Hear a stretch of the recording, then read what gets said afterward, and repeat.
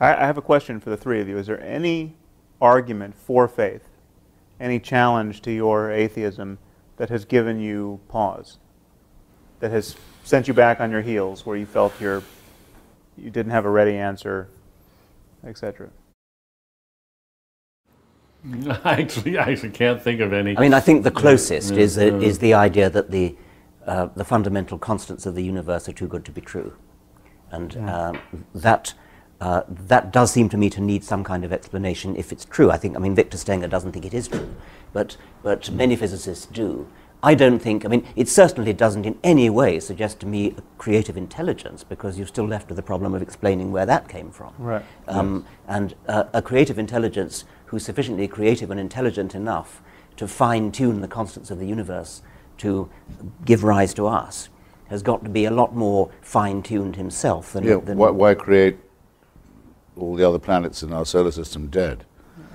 Well, that's a separate question. Yeah, say, well, if it was that good. Yeah. I mean, yes.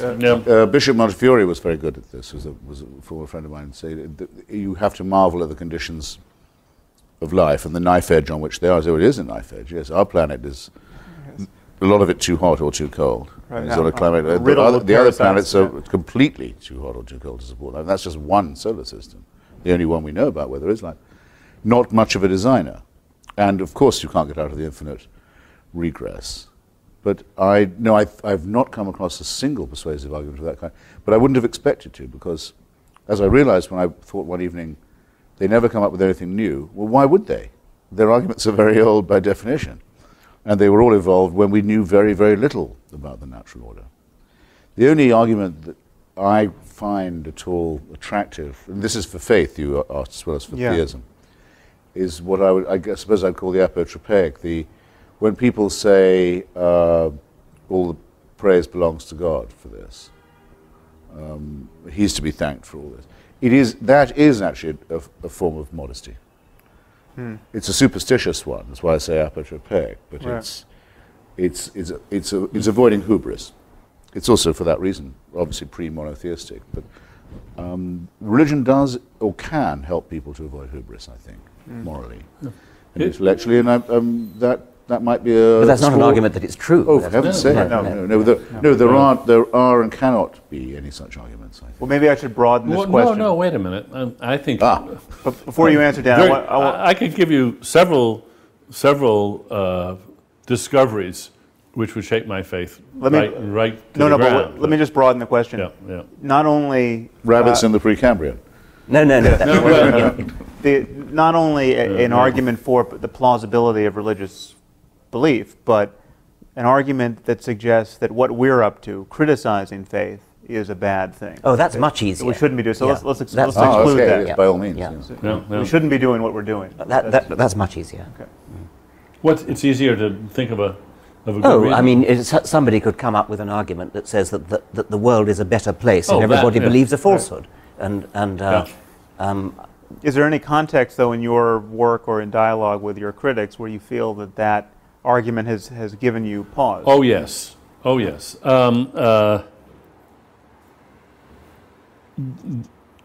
Not so much in Breaking the Spell, but when I was working on my book on free will, Freedom Evolves, I kept running into critics who were basically expressing something very close to a religious view, namely, look, free will is such an important idea. If we gave up the idea of free will, we would have, people would lose a sense of responsibility and we would have chaos.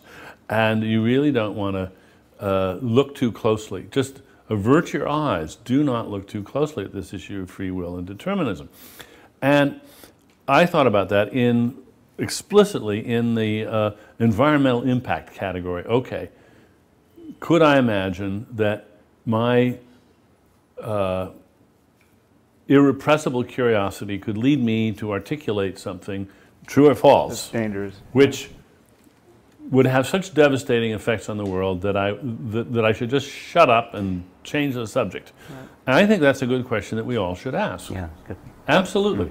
And I spent a lot of time thinking hard about that, and I wouldn't have published either of those two books if I hadn't come to the conclusion that it was not only, as it were, environmentally safe to proceed this way, but obligatory. But I think you should ask that question. I do.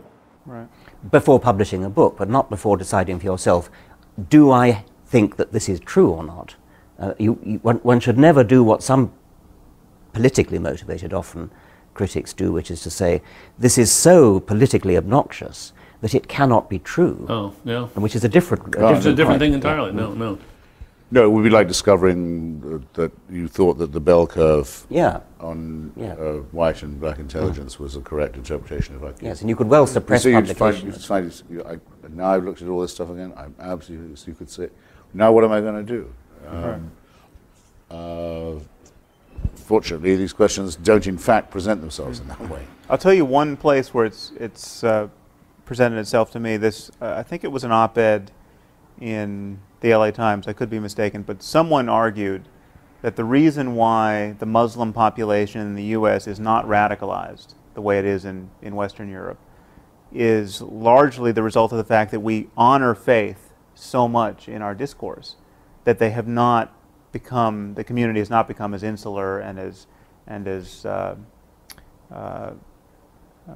grievance-ridden as it has in Western Europe. As in Western Europe. Now, I don't know if this is true, but if it were true, that gave me a moment's pause. That would be of interest. James Wolfenson, of the later the World Bank, recently the negotiator on Gaza, says that he firmly believes that he had tremendous influence for good with the Muslim Brotherhood and Hamas because he was an Orthodox Jew. If so, I think it would be disgusting, I have to say. And he shouldn't have had the job in the first place, because we know one absolute thing for certain about that conflict, which is that it's been made infinitely worse by the monarchy. If it were only a national and territorial dispute, it would have been solved by now. So, but his self-satisfaction in saying so, even if it were true, would turn me even more against him.